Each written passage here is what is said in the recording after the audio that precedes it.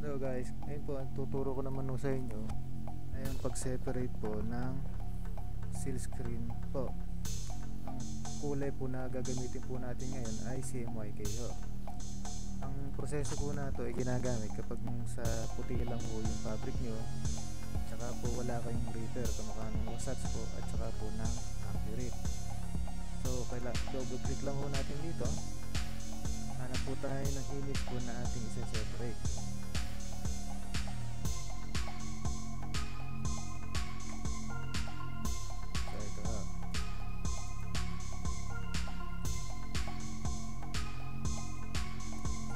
Natin gagawin ay i-color correct ho natin yung image. So, Control L nyo po para mapunta kayo sa level. Tapos i-auto nyo lang po. Kung mapapansin nyo, nag-adjust ho siyang pusa ho. Bawasan ho natin yung blue po, yung green po,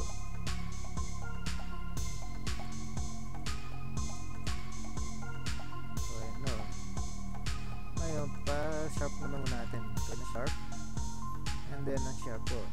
So ito na ituro ko na rin sa dati, yung pag-adjust ng picture. So okay na, i-image ho natin. Litan lang ho natin para hindi ho siya ganong mabigat. Gamit sample, ilitan po natin yung image so, para hindi ho masira yung properties nyo. Right click nyo lang ho dito sa kanyang status bar, then duplicate nyo. So ayan po, itong image ho na to ngayon ang ating lalaruin, no?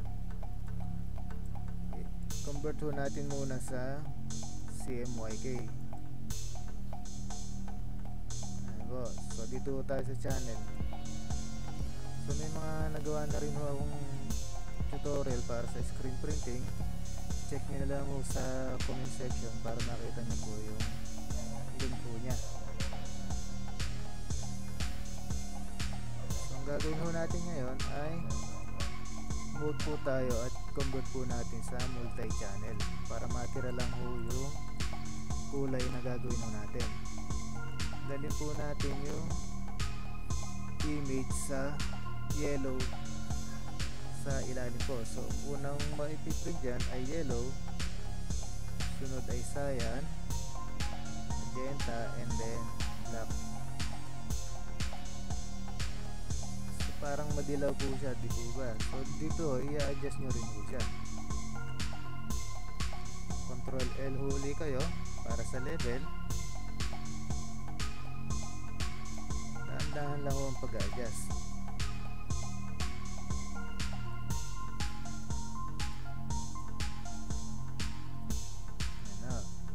Ngayon po, ang gagawin nyo po ay control nyo ho, pindutin, sabay click mo doon kay itim, at saka nyo po delete kay dilaw.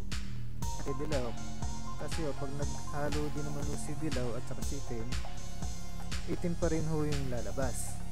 Ngayon si cyan tsaka si magenta naman ho ay blue ho yan. Kapag dinagdagan ho nyo ng black ay magiging navy na ho yan. So okay na ho tayo rito.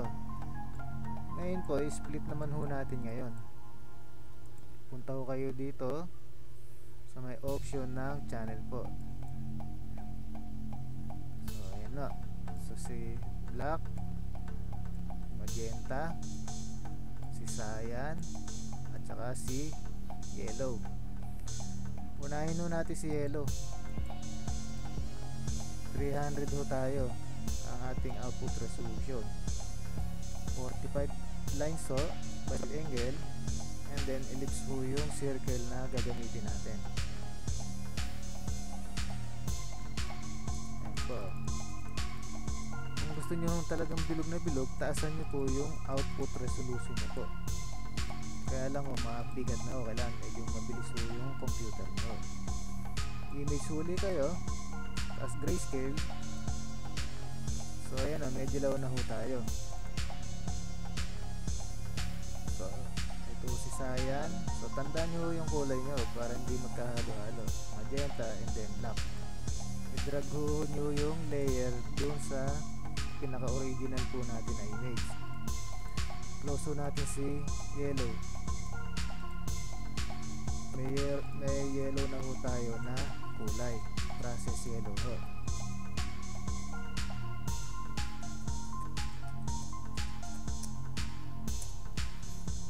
Ayun o. Susunod naman ho natin ay si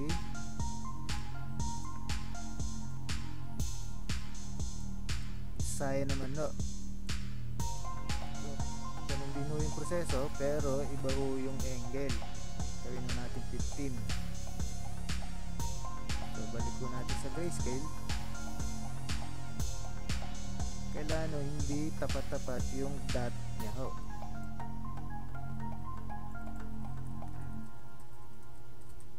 Kung hindi, magkatman ho natin ay si magenta naman ho. So same procedure din ho. Ngayon, yung angle naman ho na gagamitin natin ho dito ay 45 naman po. No, tapos balik ho uli natin sa grayscale ho. I-drag din uli na natin dito kay ano, original file natin. So ito mag-process magenta po. Okay po. Ngayon yung angle po ni black ay 75 degrees. Balik uli natin sa grayscale.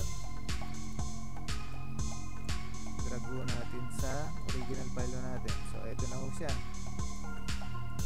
Process black po na ho tayo. Process magenta, cyan, and then yellow. Isa-isahin ho natin ho yan. New layer ho tayo. Then click ho natin para magkaroon at print po natin itong fabric. Gamitin nyo po si magic wand. Click nyo lang ho. Ang click nyo yung si contiguous para automatic na siya magse-select sa mga similar na kulay ho niya. And then zero tolerance at saka po walang anti-alias.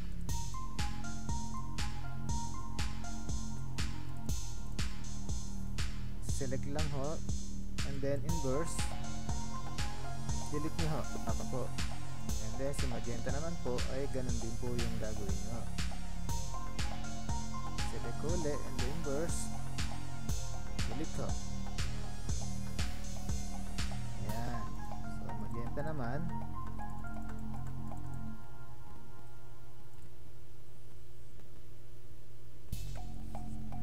pag po meron akong inspiration tutorial, nakikilang ko sa comment section, pakiclick na lang din po para po magkaroon din po kayo ng idea kung paano po naggagawa po ng separation and then kung paano po siya i-print kapag wala po kayong reaper. Kung strip o kayo po ang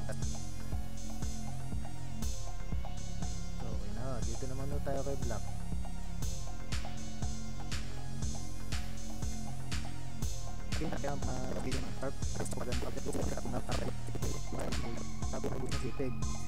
Dumudumi ho kasi pag sa JPEG yung ginagamit nyo. Mas maganda nga ho kung PSD. Mas bagay sa resulta ho.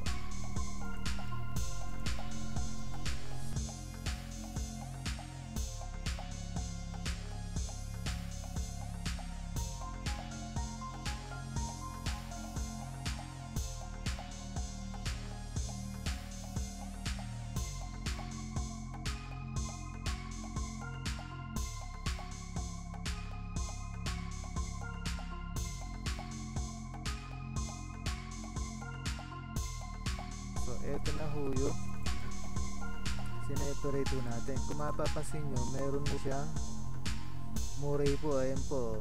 Yan na ho yung color ho na magpiprint po sa seal screen no. So papalitan lang ho natin siya ng kulay. Color overlay po natin dito sa may effects layer. Pwede ho dito o sa color library. So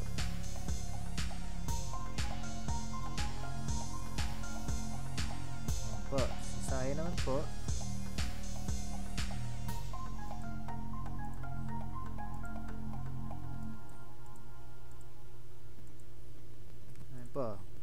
makikita nyo po may nagpatong na kulay, pero magkalihis ho sila na isang angle lang ho sila. So, lagi nyo tatandaan, magkaiba ho dapat yung angle ho nung mga bawat kulay ho.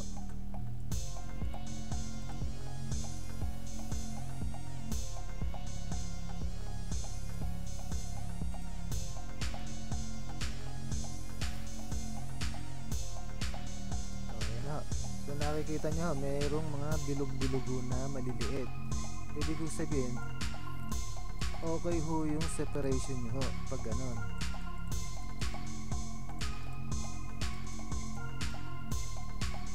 So yan na ho yun, yung separation na ginawa ho natin.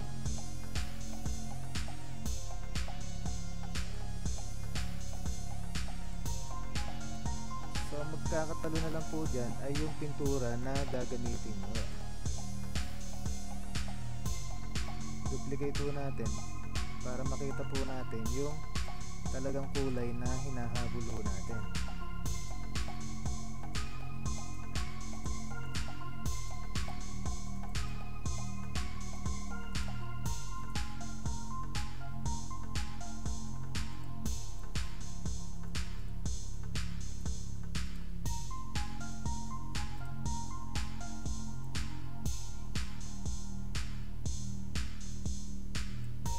Pwede ko kayong gumamit ng mas dark pa ho na cyan para ho magtimpla ho na mabuti dun sa kulay ho na gusto nyong lumabas.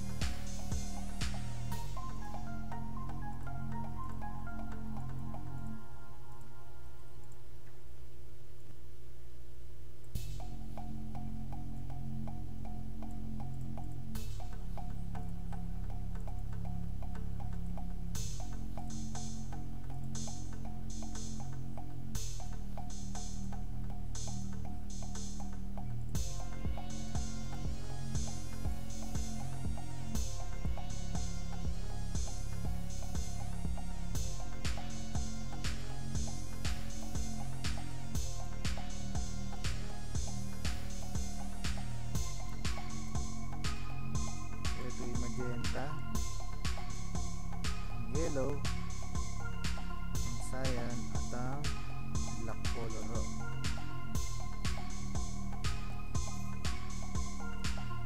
So kung bagong lang ho kayo sa channel ko, huwag niyo kalimutan mag-subscribe po at i-click nyo lang po yung maliit na bell po dyan para ma-notify po kayo at yung may gagawin po akong bagong channel, bagong video ho.